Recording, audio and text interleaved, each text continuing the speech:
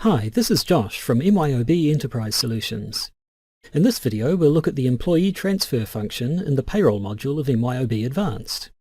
When an employee transfers between branches or companies within your organization, their leave liabilities need to be reallocated. To avoid having to manually zero out the employee's leave balance and create journals to correctly allocate their liabilities, the payroll module includes a screen that performs these steps automatically. Before you perform any employee transfers, check the settings on the Employee Transfer Settings tab of the Payroll Preferences screen.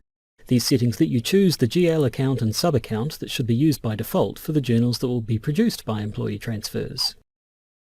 To transfer an employee, go to the Employee Transfer screen and select the employee here.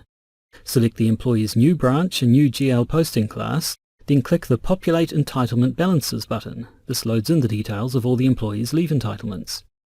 Note that only entitlement pay items that have the Include Accrual in GL option ticked will be loaded in. If an entitlement doesn't accrue in the GL, there's no need to transfer it. If everything is correct, take the batch off hold and click the Release button. At this point, the following things will happen. The system generates GL journals to allocate the employee's leave liabilities, the employee's branch is changed to the branch you selected, and the employee's payroll posting class is updated to the class you selected. After the transfer, the Financial Details tab contains links to the GL journals that were created for the transfer. These will differ depending on whether your site uses the Inter-Branch Transactions feature. If the feature is in use, a single batch of journals will be created.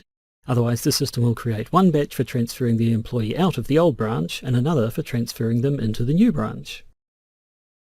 Once a transfer is complete, the transfer record is moved to the closed status.